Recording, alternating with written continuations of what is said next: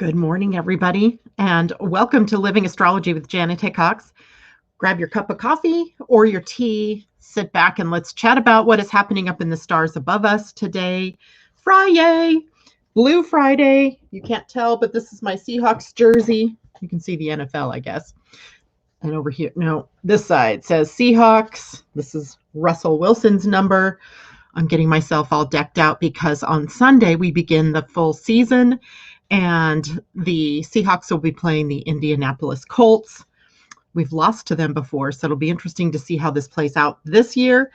And anyway, so welcome to all of you who are showing up. Good morning, Tom. It's good to see you out there so early in the morning, early for Tom. And hopefully the rest of you, as you begin to join us, are all having a great day and looking forward to a wonderful weekend. The weekend itself is not a bad one. It feels very quiet, but it also feels like it's quiet, but maybe not for some people on the inner planes, right? So quiet is in, we don't have any major aspects occurring that are going to shake up the planet, or, well, there's always that possibility, but there's nothing big and major that's happening except for today when we have Venus, the planet of financial abundance, the planet of relationships, the planet of love, moving out of the sign of Libra, where she's been for the last several weeks, and now into the sign of Scorpio. And this is happening in tandem with the moon in Scorpio for today, tomorrow, and a good part of Sunday. So we have a lot of scorpionic energy that is available to us. And that means you'll want to look to wherever Scorpio is in your astrology chart. And then you can get an idea of what house or what area of your life is going to be affected by the move of Venus into Scorpio, and as well as the moon in Scorpio. So we're going to take a bit of a deep dive this morning into the sign of Scorpio and its rulers, Mars and Pluto. And then if we have time today, I will do a couple of card readings toward the end of the broadcast. And remember, I do not have Asa with me in the mornings anymore, so please don't start typing anything about wanting a reading until I ask you to toward the end, because I won't have the ability to note who wanted a reading. Okay, so good morning to Debbie Tibbetts-Tumiel and Vanita and Amanda J. Mimi, good morning. Michelle, good morning. You and Tom, usually my later sleepers, so it's good to see you. And I know, Michelle, you're up and about because school has started for the kids, right? So you must be out getting Joss to school. And it's great to see you. It's great to have you join us. And let's dive in, shall we? So here's the plan this morning. We're going to go take a look at the sign of Scorpio with the moon, right? We're going to look through the lens of the moon. Then I'm going to transition over to Astro Design, where we can then take a look at the gates that the moon will be transiting through, what gates the sun and the earth are in. And then we also have movement through the planet Jupiter and Saturn into new gates in your human design. So there's a lot going on in our human design, which is to say that there's a lot going on our internal planes and in the collective that we want to be concerned about. And if we have a chance to today, I don't know if we will or not, I want to talk more about the nodes shift from last week. Have they moved out of the 16.9 and into the 34.20, or the 2034. So if I don't get to that today, though, we have time, because that one is a 3-month transit, and we'll have some time to take a look at that. But the reason I feel like that's an important thing for us to really look at is because if you'll remember, in human design, in the year 2027, which is literally only about 5.5 years from now, we're going to have a major shift in the emphasis of our human design, a shift that hasn't occurred for 400 years or so. And this shift will be to a new Incarnation Cross that will sort of be in the background, ruling the evolution and involution on the planet. So if you're wondering what an Incarnation Cross, if you've not heard that term before, it is the combination of the sun and earth from your soul purpose and the sun and earth from your life purpose. So the two columns of numbers, the black column is your soul purpose, the red column is your life purpose, and we're talking human design now. And how those come together is called your Incarnation Cross. And it points to about 70% of who you're here to be. So if you really wanted to take a deeper dive into your human design, just use the placement of the sun and the earth in both the life purpose and the soul purpose, and you'll get a pretty good idea of who you are and who you are meant to be in relationship and how your life will unfold over the course of time. Of course, there are other parts in the board that also, define things and make things get, like the main lenses are the Incarnation Cross, but then we can refine those lenses and we can dial in the view till we get a more crystallized vision of what it is that you're here to do and who it is that you're here to be. But that is the bigger conversation, right? So the Incarnation Cross, as we move into 2027, shifts to the sleeping phoenix from the cross of administration and agreements. So the cross that we've been on for 400 years has really taken us into the positions that we are in on the planet right now. And that's a deeper, longer discussion, but it's worthwhile to discuss. And now that the nodes have shifted into the 2034, it gives us sort of a taste test, if you will, of what is to come as we move into the cross of the sleeping phoenix, which really emphasizes sustainability, abundance, and emotional, let's call it emotional IQ, emotional responsibility. So that's a great discussion, and maybe even something that we'll have to devote an entire show to because it's so important and profound. Now, if we go back to what we have for the weekend, today we start with the moon in Scorpio, literally late in the evening last night or early in the morning for those of you on the East Coast. The moon shifted into the sign of Scorpio. Now, Scorpio is a sign ruled by Mars and Pluto. So this is not a shrinking violet kind of sign. This is a sign that is the embodiment of power and of action, and often has a level of intensity around it that people notice, right? Scorpios are not usually unnoticeable. So with the moon moving in here with Scorpio as a water sign, we have the potential for the higher expression of emotional energy. So some of us may feel more emotional. Some of us may go more internal, as Scorpio is not necessarily a gushy, expressive emotional sign, but more one of deep feeling and holding on to emotional energy. So one of the big lessons of Scorpio energy is about how to release emotion and how to do that in a healthy and versatile way, so that we aren't vomiting, if you will, our emotions onto other people or reacting to everything that is happening in our outer world. And there's a certain level of mysteriousness that comes with the sign. And with Venus, the next piece of the inner planets moving into Scorpio today, later on in the day, we have Allure added to this, and more of that sexual energy that comes to the surface for us to express and to work with. But it isn't just about the act of sex when we're talking Scorpio. It's about the level of intimacy and bonding that we can bring to that experience as being humans.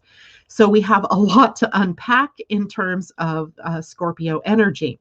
Now, in your own personal chart, Scorpio is one that looks like an M with a tail, right? With a tail that looks like an arrow, kind of representing the scorpion's tail. And whatever house that sign is sitting at is where the action is taking place in your personal chart, right? In your personal chart.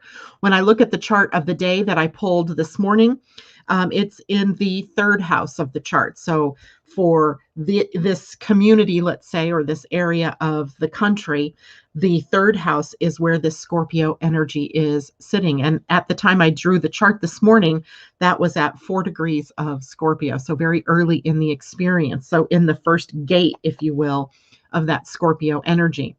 Now, so in that particular house, then, in this area of your life, the theme is about power and empowerment.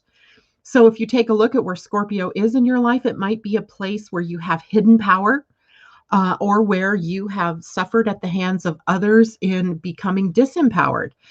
So depending on the house and the way that it works and other planets that you have around it, you may have had issues in your life around power and how power plays out, or how other people try to take your power, or how you've manipulated others to take their power. Now, I'm hoping that isn't the case for most of you. I mean, I think most of you that come to the morning show here are pretty aware of Scorpio's power. But there's also secrets here. This is a sign that can be very secretive. In other words, it holds close to its vest the information or its feelings or its motivations for doing things. And so that secretiveness is coming from a place of holding, right? They hold on to their power. And in this case, then at times when planets are moving through the sign, secrets suddenly get exposed, right? It's like they come up to the surface and in some way get out into the world or come up into your consciousness. So secrets, right? What have you been holding secret from yourself? What aha moments might you be having as the sun is now moved into the gate 47, which is on the Ajna, the second center down in your human design, which is a gate of epiphany or revelation.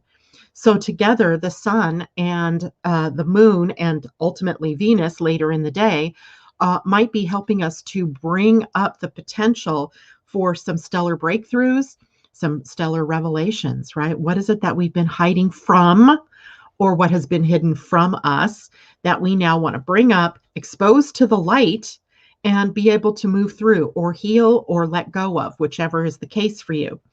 Now, I also know that this is a sign that takes us into politics and psychology and into the depth of those particular subjects. And there is charisma here, and it is the charisma of the people in this sign, or of the people that express scorpionic energy, that draws us in initially. And then, if their intentions are of the highest and best, we find ourselves in an ability to transform, right? To be transformed. If they are more of the manipulative sort, then we find ourselves caught in a spider's web, if you will, of things that we have to untangle from ourselves. So it can be a tricky placement for both the moon and for Venus, as it really affects our relationships and how it is that we bond or break bonds with one another. This is also a sign of transcendence. So in its highest level, it is a sign that can change, that can transform by letting go of the old or the worn out or the no longer useful. And that might be about emotions that you're holding on to.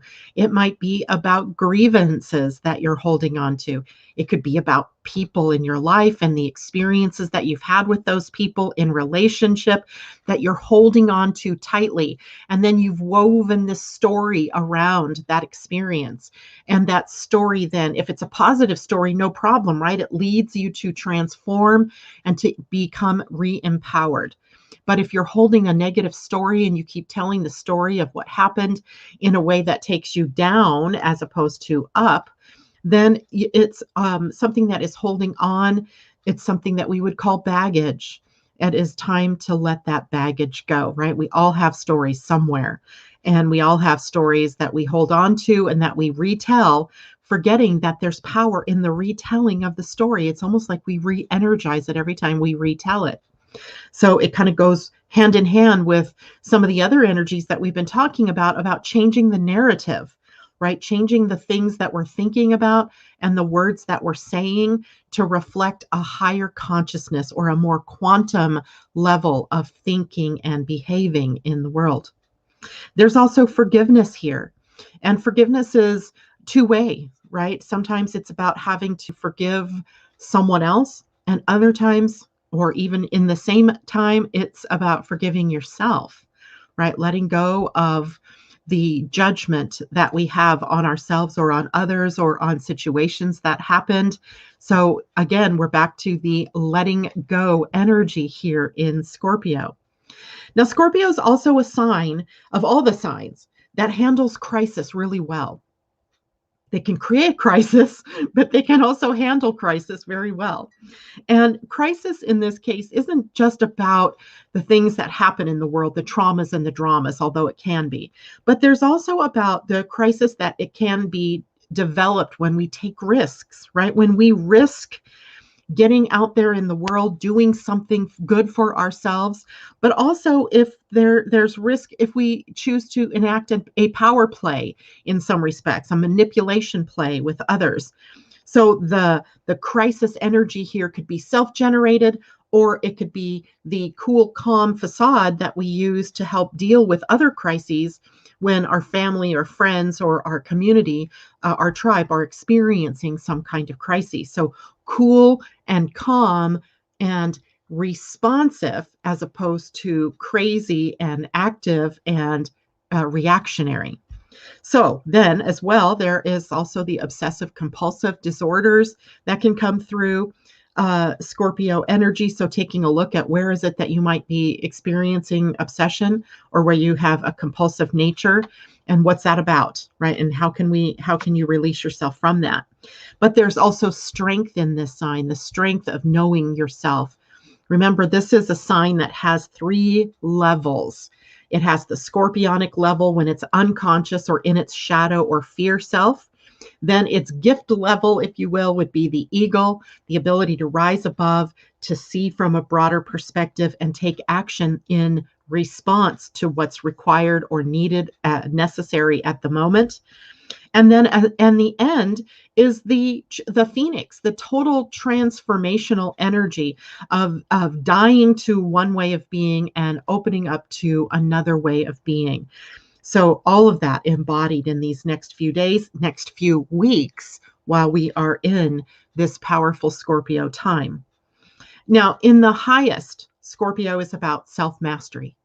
So self-mastery means that looking into our own self to see where we have developed a good versus evil sort of attitude, where or lens maybe is a better word, that we're seeing the world through. So if we are trying to categorize everything as good or evil, then we're not using the power of transformation in a positive way. We're categorizing, right? We're participating in separation or division as opposed to unity or oneness.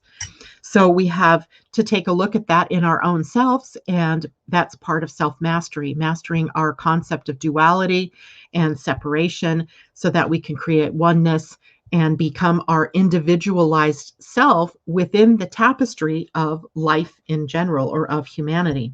There's also the energy of commitment here and strength.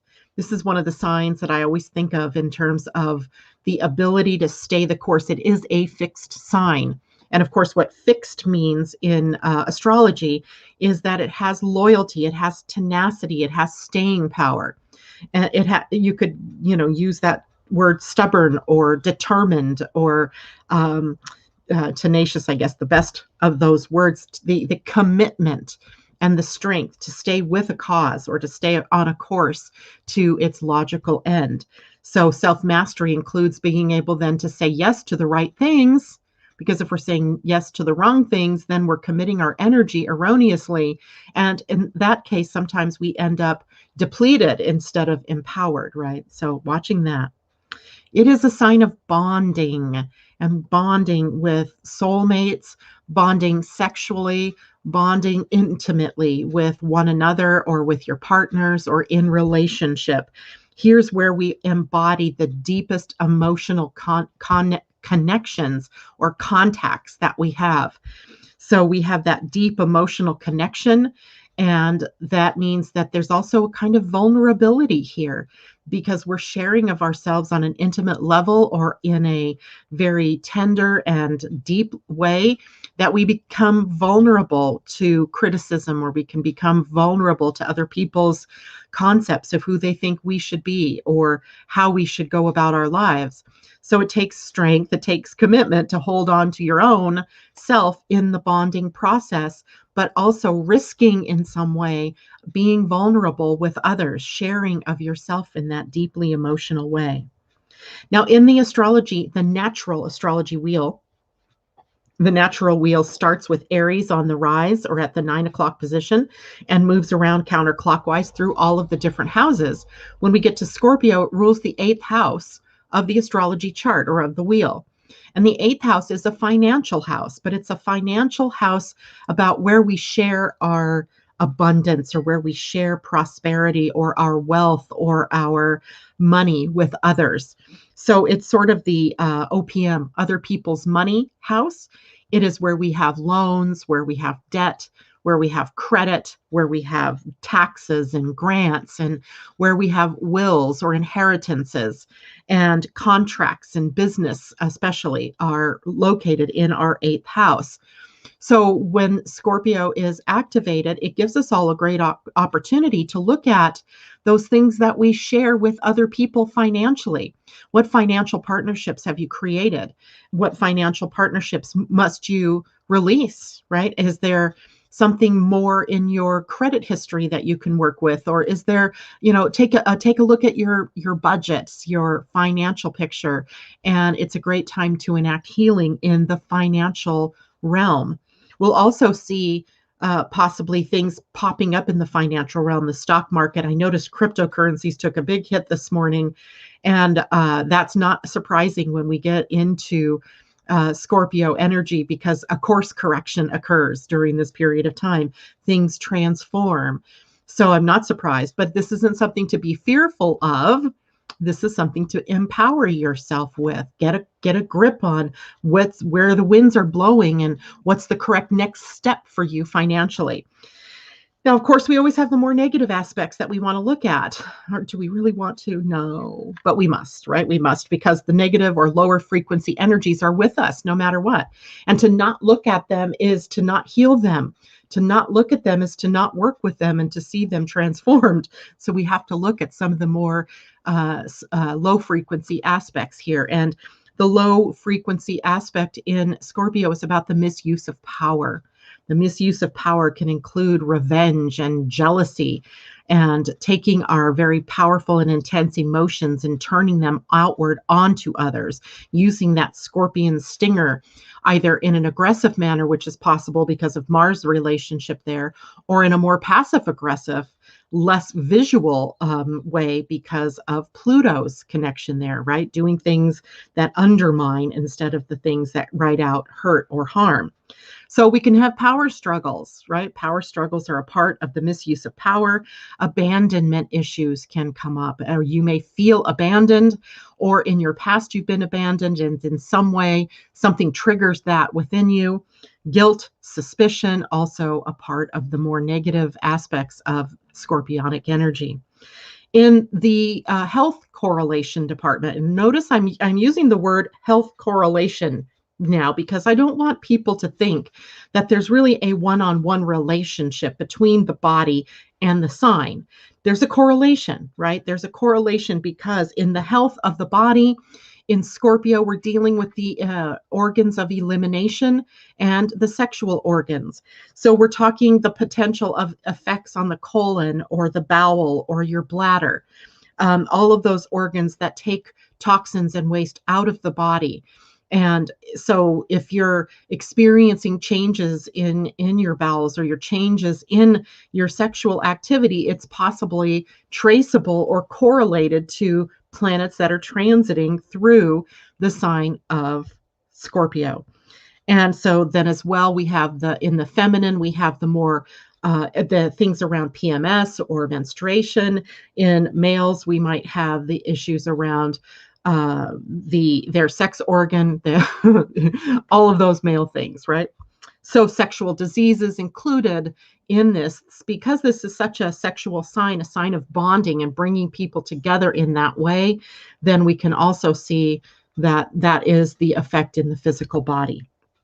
So questions, comments, let's take a look. If I can go backwards here a little bit. Christine, Scorpio moon square Aquarius Venus, yikes. No, not yikes, not yikes at all. You have two fixed signs there, right? One, Aquarius is a fixed air sign, Scorpio fixed water. So what you have with the moon moving through whatever house that might be, and your Aquarius Venus, is to elevate yourself, to think outside of the box, to see yourself in a new way, to turn everything upside down and look at it from a different perspective or a different point of view. So now, because it's a square, of course, that might be a challenge, because, we get into a way of behaviors, right? We get into a way of thinking, we get into a rut, and it's possible that this is going to upset the rut, right? The rut. So undo some of the things that you've always thought were true about yourself, maybe seeing yourself in a more empowered way. Amanda J, Scorpio Sun and Venus is moving into my 7th by transit. Venus is in the 9th in Capricorn natal. So a 7th house transit then is going to take a look at some of the more hidden aspects of yourself that play out in your relationships, right? The 7th house rules relationships. It is opposite of the 1st house, the I am versus the we are. So if you can take a look at yourself through your relationships, what do you see, right? If you have successful relationships, then you're looking at the highest and best of who you are. If you have not so good relationships, you're also looking at maybe your shadow self and the things that need healing or the things that you hold judgments on. So it's all good. It's all good. Venus in the 9th house of Capricorn. So you're taking a bigger aspect, a bigger look at the wider world, at how to be in order in the world, right? How to stay in your own authority, even when you are in another relationship or in a relationship. Christine, 7th house Scorpio, right? So again, you're taking a look internally at yourself, but through the lens of your relationships. And J-Lo says, well, actually, now I see why I can help her. She's been sleeping all day yesterday. I must have missed a comment. Oh, there we go. Oh, wow. My daughter has had a really bad month for some reason. Or monthly for some reason. Yeah, likely that. Interesting too, because I noted that for last night, my husband's dreams, he has Venus on his 2nd house in Scorpio. And his dreams last night were all about the bathroom and messes that people leave in the bathroom when they don't clean up after themselves. And he was telling me this dream, and I was kind of chuckling because I knew that the moon had moved into Scorpio. So of course he's dealing with other people's you know what, right? So, but also by way of looking at that, it takes him into where is his own baggage and where is his own, you know what. So it works out well, either way you look at it. Okay, so now let's take a look at the astro design for today. And this will also include a discussion about the sun and the earth, Jupiter and Saturn, and also a look then at the gates that the moon will be transiting through. So let me bring that up first. There we go. Then I can share my screen. All right. So you guys all should be seeing the Scorpio moon astro design. The red lines here all represent the places that the moon will be transiting through today and through the weekend. And then I've labeled what the other, boy, those letters turned out really big. Those are where the other planets are engaged. So let's take a look at the gates first that the moon will be transiting through. So at the moment, the moon is likely in the gate 50, which is on the spleen center. Note that there are 3 gates on the spleen center. And what do we know to be true about the spleen? It is the center of health. It is the center of time and intuition. And all of these gates lead us to survival or thriving. And as such, then these gates can also double down as fear gates in your human design. So we're looking first at the gate 50, which is called the gate of values. It is a gate that sits in the tribal circuitry or in the sustainability circuitries, which are really, this gate here is about nurturing others or sharing with others of the tribe, likely children or friends and family or your community, the values of the community. It's like laying down the laws or the values that we are going to live by. It is very feminine energy. This is the feminine energy of nurturing. So that's the first gate that the moon is coming through. Now, when this gate shows up in your design as this is a transit, so it means all of us now have this gate activated for this short time today. But we'll also have it activated later today with Venus moving into it for a little bit longer period of time. In fact, let's see how long Venus will be at that gate for you so you have an idea. Venus will be at the gate 50 for 5 days. So actually starting yesterday and moving through the 12th, so through Sunday. So we have a little bit of an extended period of time of her looking at or helping us look at nurturing in our charts, nurturing in our human design. And this is about becoming responsible for your own nurturing, right? It reminds me of the stewardess thing, right? If I can't, they tell you to put on your own oxygen mask first and then help the people around you, because if you can't breathe, you can't help anybody. So self-nurturing is a given, because in order to be able to give out values and nurture those values through teaching, through feeding, through loving, you also have to be able to give that to yourself first. And the fear here, the fear in this gate, is about fearing that you may fail in your responsibility to your family, to your tribe, to your friends, your whoever it is, your children.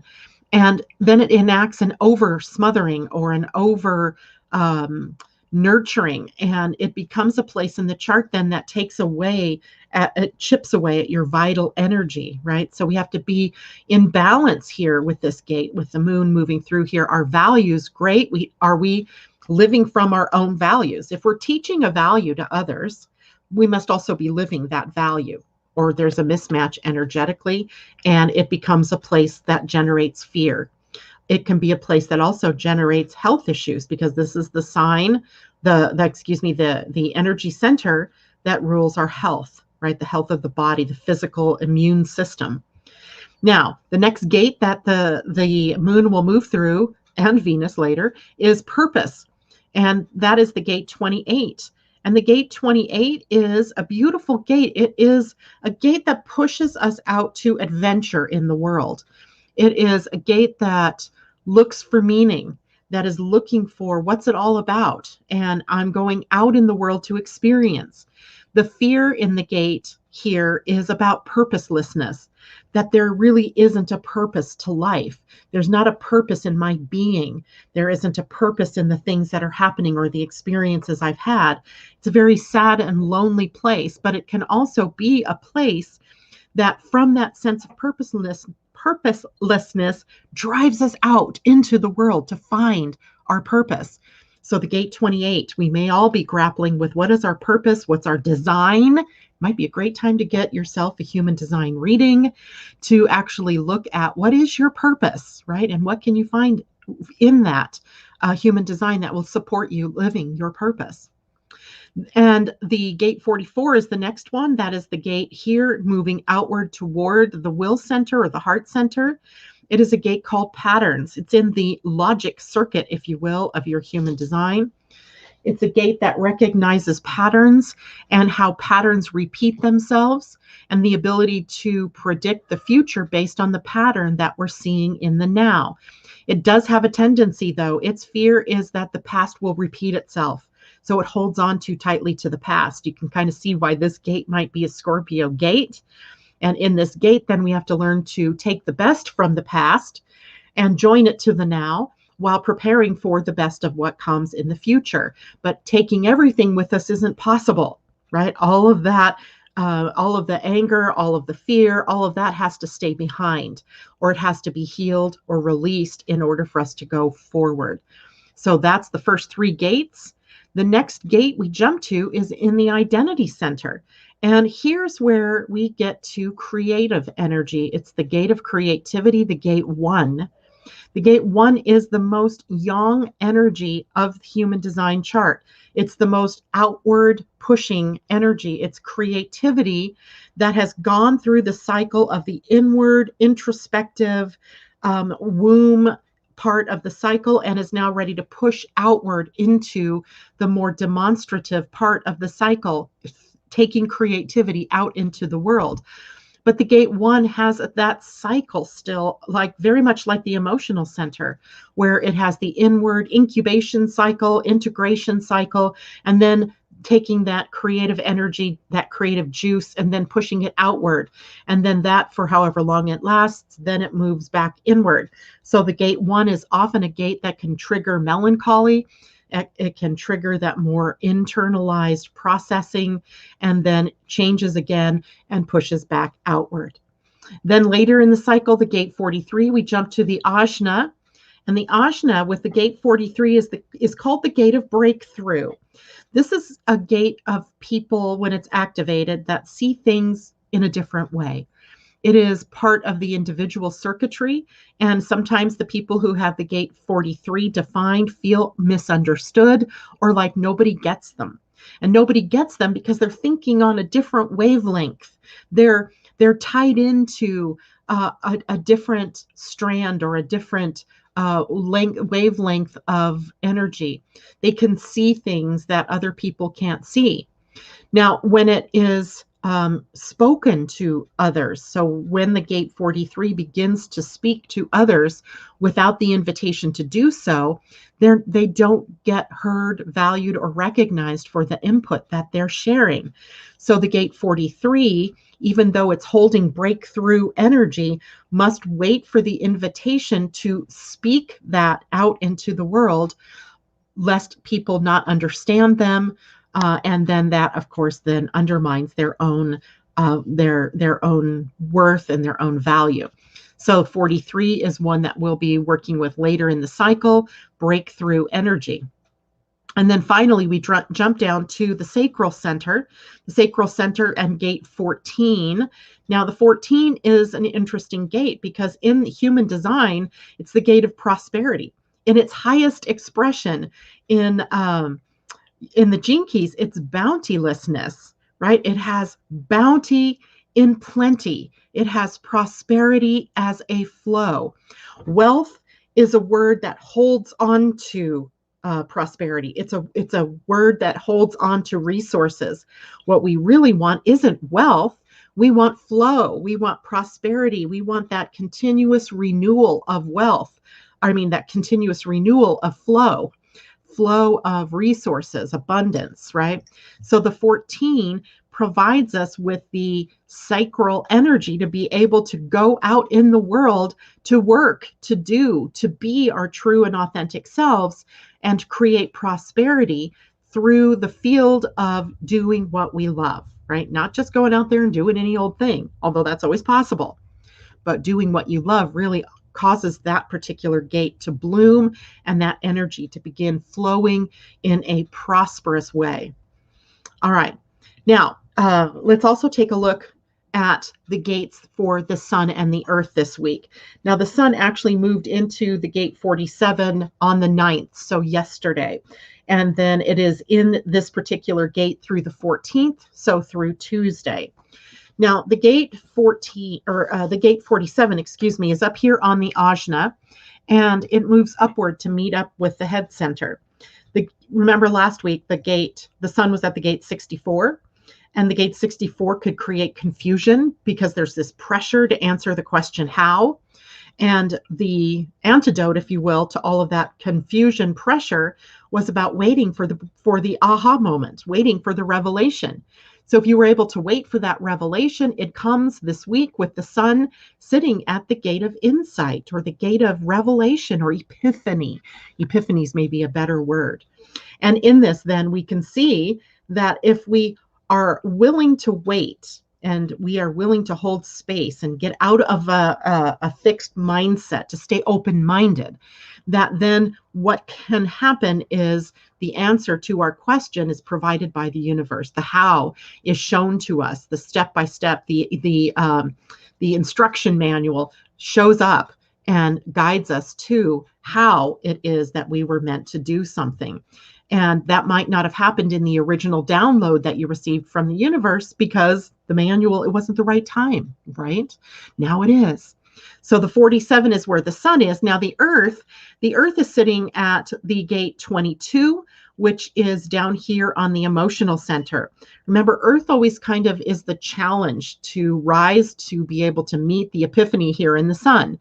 So in order to meet the epiphany in the sun, we have to recognize that this energy is moody. It comes and goes. It has highs and lows. We also have the planet Neptune sitting here. So Earth and Neptune this week are in a conjunction. So this energy of the gate 22 is about having the grace to wait for the right timing to express an idea or to express to people. So when the mood isn't correct, then what we have to say or share doesn't come out correctly. It doesn't get heard. It doesn't get valued. It just comes out wrong. It may sound like with a tone in our voice that we didn't intend. So the earth here also causing us to break a bit. Break as in put your foot on the brake, slow things down a bit, to wait for the graciousness of the right timing to express the emotion, to emote. And when the timing is right, this is the channel or the gate that creates the most beautiful, charming energy. It draws people in, right? It draws people in who have the vision, who can see and emotionally connect with whatever the idea was or whatever the expression was, the opportunity was. So we have a very powerful week then in terms of finding our path forward, finding that breakthrough moment or that insight, that epiphany, but it's going to be possibly one that happens in right timing and something that we can't force to happen, right? We just can't force it to happen. And it has a wave moment with it. It has that up and down energy associated with it. Now, two other powerful things are happening tomorrow, the 11th. September 11th, Jupiter changes gates and Saturn at the same time changes gates. So both of these planets are moving into new territory. But in reality, it's not new territory, is it? Because both planets are in retrograde. So these are gates that we visited earlier in the year. So Jupiter, let's take Jupiter first. It's the planet of reward and recognition. It is the planet of benefic opportunities, generosity, magnanimity. It is a planet that is optimistic and takes a wider lens view of the world, of what's needed, of what's necessary. And Jupiter moving into the gate 49, which is the gate of revolution, right? The gate that takes us into rebellious energy, that takes us into the field of possibilities when we let go of the past and we break for the future, right? We just make a break, B-R-E-A-K now, to go into the future, that we do the things that are necessary in order to establish a new order, a new way of being, an alternate, an ascended point of view, right? A new emotional field of energy. This is on the emotional center. So it's very emotional, right? It has the energy of flowing in a wave. It is more of a wave that has kind of a high and then a drop off energy. So we can be on this revolution and then we get dropped off into this new territory. Now we have to find our way back up and then it drops again. So that Jupiter sitting here at the gate 49 is affording us the opportunity to see what more is possible when we embrace a future, when we can stop, squabbling and fighting and, buying into old energies and take a look at what more is possible in the future. And then Saturn is usually the one that brings us constriction or contraction. And he's also been at this gate before. Early in the year, he was at the gate 41, which is the gate of imagination and fantasy. So Saturn has us focusing on bringing something out of the imagination and into the real world. So Saturn says, you've got to build the form, the structure, the foundation in order to be able to build on something, right? So there we have it. Saturn now working on our imagination, on the level of our imagination, to bring it into form, to bring our ideas, or what's possible out of the idea realm and into the physical realm.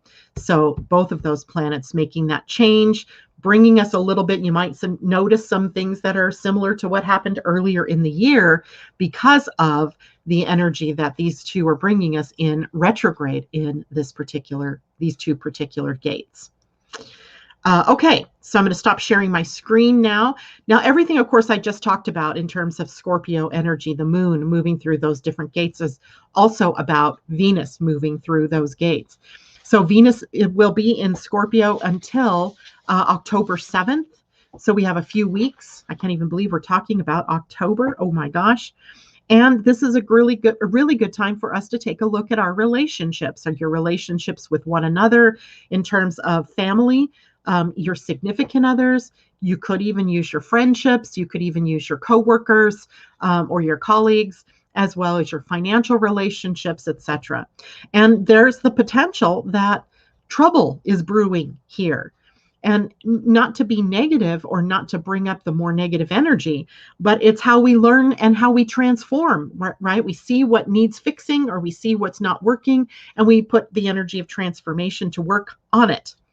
And our relationships can be challenged a bit because that Venus in Scorpio is going to square Saturn in Aquarius on the 13th, so on Monday. And when we look at the energy of Saturn, it restricts or holds back. So we might be taking a look at where we are holding back parts of ourselves from our partners, or from where we're not all in, if you will, in our relationships. So the square can make us choose to commit more deeply or to get out of the relationships that we've been in. Then on September 19th, Venus is going to square Uranus. And Uranus is the planet of chaos, awakening, of change, of things that happen in the blink of an eye that we don't expect. And excuse me, this won't be a square. This will be an opposition. So we have the energy of pulling apart, right? Venus in Scorpio and Uranus in Taurus. So these are pulling in different directions. Both of these signs tend to hold on too long, right? These are fixed signs. So what do we have to do to step into our good? What do we have to do to step into a higher level of relationship with one another?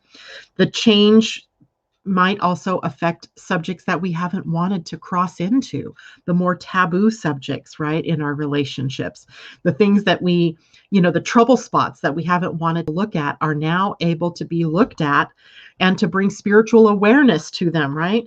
At this point, later in the month of September, later in Venus's transit, there's going to be a trine to Neptune. And Venus and Neptune both hold the energy of love. Neptune, higher love, unconditional love, and Venus, the more earthly human love. So we might be able to take and add spiritual awareness to our relationships to elevate them, right? To bring our relationships into the unconditionally loving field and out of the I'll love you if field, right? You play by my rules and I will love you. That's conditional. But if you want to raise your relationships up, then you have to become unconditionally loving. I'll love you no matter what. It doesn't mean I'm here to stay with you forever. It just means that I'm going to love you. I'm going to give you love. I'm not going to withhold love. I'm not going to insist that you do things my way in order for me to love you. I'm going to rise this to the level of unconditional love. So it's quite the month with Venus hitting those outer planets. And in a good way, I think. I think we have high potential here to transform what's going on. Okay, so J-Lo says, yes, I'm loving this. Kathleen Mallory, what great gates they are. Good morning, by the way, Kathleen. Jolie Evans, good to see you. And she says, you're spot on. Amanda, Uranus is in my first by transit, 6th natal. So you're transforming your personal self in the context of the work that you do and the environment that you're in and the relative health of the environment and the body as an environment. So health focus. So you're empowering yourself. You're changing that field. And let's see, other comments or questions. Mimi says, Gate 1 makes me smile and is so spot on, describes my creative process to a T, and is in my design column. Happy sigh. Indeed, Mimi, because it's in your life purpose side, right? You said, or a design column, it's your life purpose. Your life purpose is as a creator, a creative person. And that artistry and that creativity goes through that lower feeling energy to kind of cradle or incubate ideas that then come out in the next part of the cycle, which is the extrovert or the external vision of that creative energy. So it's perfect that you have that. Good morning, Kamal. It's great to see you. Tom says, did you tell Terry about yes? But I didn't tell him that. I told him that last week when you and I talked about that, Tom. So I haven't really, said anything recently. But anyway, it's too funny. By the way, let me just say, if you are listening here to the video this morning or watching the broadcast, please hit the thumbs up button if you're enjoying the commentary or the information. And if you have not yet done so, please subscribe to my channel. I appreciate that. Also, if you want to, please share with your friends, share on your social media, help spread the word and get more people tuning in for us here in the morning. Now, let me do a couple of card readings. Debbie, you must have been anticipating that I was going to that next. We have about 9 minutes, 10 minutes to do a couple of readings. So, Debbie, I'm going to get the galactic cards out if I can grab them, and I'm going to get the spirit animals and the 7 energies, oracle for the 7 energies. Debbie, the reason I pulled the Galactic Heritage cards, this is the deck by Lissa Royal Holt. It takes us into the galactic zone, if you will. And Debbie, that is the deck that just jumped out at me. And let's see what that might mean for you. I haven't played with these in a bit. So let me give them a good stirring up, if you will. And Vanita, I see your request. And Mimi, I see yours. And Tom. So hopefully the 4 of you I can get to. Debbie. Jolie says, I think this entire podcast is describing my life. Ooh, Debbie. Vega. And Homing Beacon. Card number 71, Vega of the future. Vega in the future. Now that looks vaguely like I'm not sure what that looks like. I thought it was a hummingbird at first, but I'm not sure what that picture is. Use your imagination. Vega, Homing Beacon, card 71, which is an 8. So we're speaking to power here. Let's take a look at what that might mean. 71 is, and these are a little bit longer reads, so bear with me here. Vega. In the ancient days, the Vegan mystics developed their practices as a way to always connect with the source or home, using them as a homing beacon. Eventually, they no longer needed spiritual technology or spiritual processes to make this connection. They felt the source within them at all times. You too have this ability deep within you. Learn to quiet the mind through breathing or meditation, and then just let go. As you trust in your practice, the feeling of connectedness to this source will grow and grow until it permeates every part of your life. If you need help, ask the ancient vegan mystics to assist you. Here's the commentary on the card for you. This time stream represents the vegan culture after they healed their greatest challenges as a young species.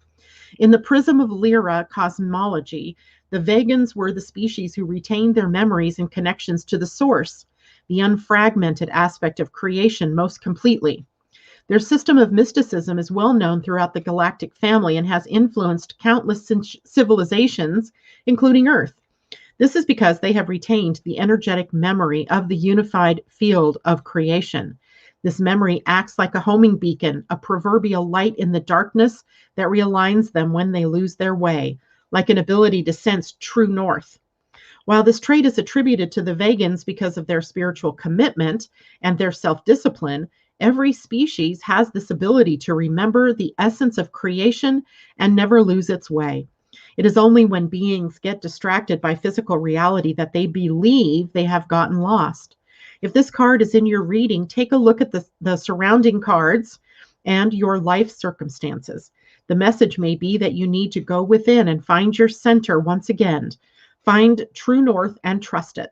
The card could also be affirming that you are already strongly tapping into the skill, but most likely it is encouraging you to develop your natural ability to reconnect with your source, higher self, God, or whatever term you wish to use to denote the intelligent force in the universe that unifies us all. Wow. Go within, Debbie. Homing beacon. Go within. All right. After Debbie was Vanita, and Vanita.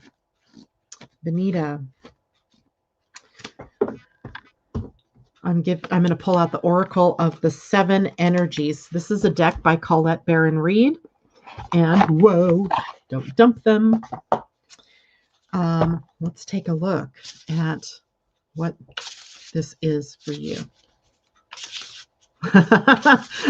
Kamal, that's funny because I kept wanting to call it vegan, not vegan, but it's definitely vegan, coming from the vegan system. For you, Miss Vanita, body and soul, card number 5. Isn't that a beautiful card? Let me see if I can bring it in just a little bit. Body and soul. I see the dragonfly there. I see a lotus flower in there. It's beautiful. Let's see what this card is about. And this is in the energy level of, the Earth. So, card number 5. And the key concepts in this particular card for you are taking care of yourself, seeing yourself as a complete package, body not separate from soul, centered in your sense of self, comfortable in your body, your authentic identity, and your physical health. Extreme self-care is called for when you receive this card. Answer truthfully. Are you taking care of yourself? Your first choice may be to care for others before meeting your own needs. Check in with yourself. Are you experiencing HALT? As an acronym, HALT, hunger, anger, loneliness, tiredness? This card is a signal that it's time to take a break from your current focus and get busy taking care of you because you are worthy of this care. This kind of is echoing that gate 50 that the moon is at today, by the way, Vanita. The gate 50, remember, was the gate of nurturing and nurturing oneself in order to have enough energy to nurture others. Okay, back to the card. What simple things require your attention so you can function optimally in your world and live your best life a day at a time? Another message that this card holds is about how you live with authenticity. Can you be at ease within yourself? You doing you with pride and self-worth? Remember, you are a soul that manifests through a body, a spiritual being having a human experience. And that means you are here on purpose, even if there are days when you wonder about that. There is an intentionality to your being here now, just the way you are. In this time in our collective story, you being here is important, for you are a precious being with a purpose, even if it seems elusive some days.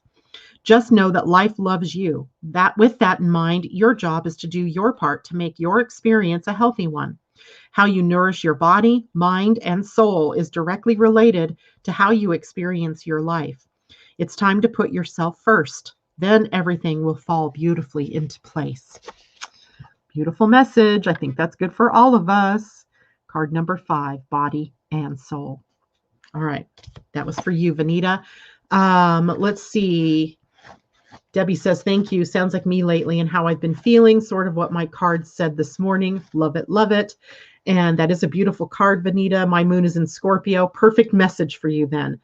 Okay. So after Mimi was next, I believe.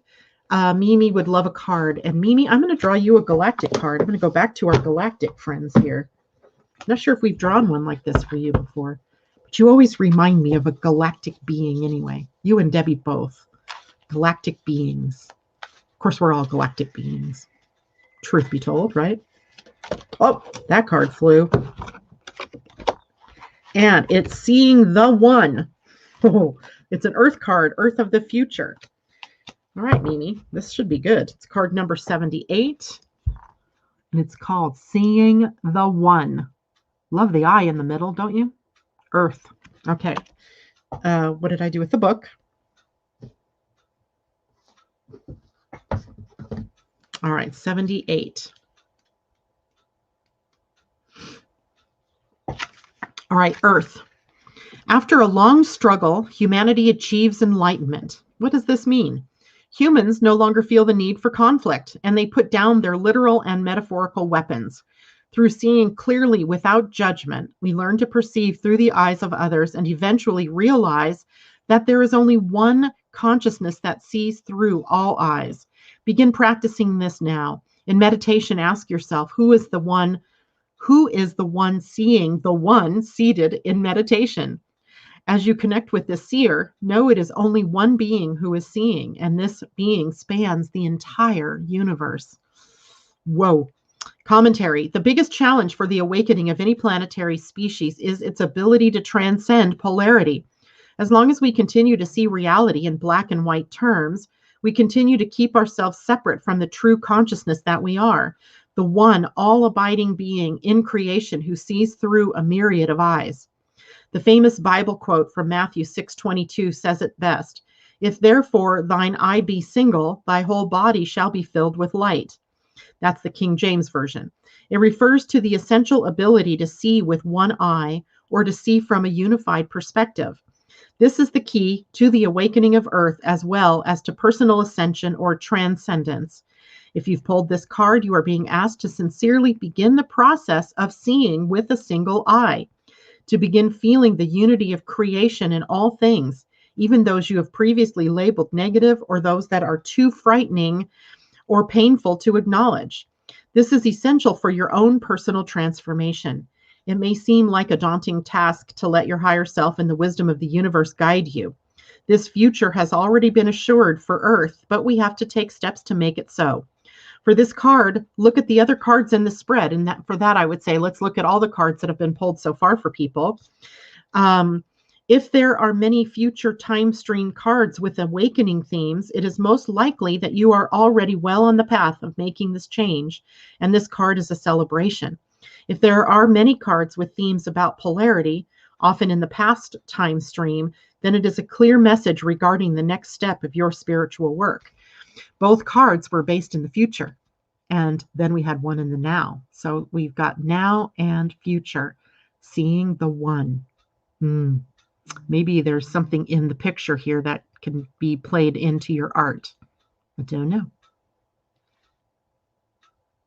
Oh, that thing that I thought was a mustache are two hands clasped together. So there you can see the details more clearly. Clasped over the heart and the all-seeing eye. All right, so there you go. That's for you. Tom, you were next. And then you wanted an animal card. I got the animals ready for you. Let's see what animal wants to come out and play.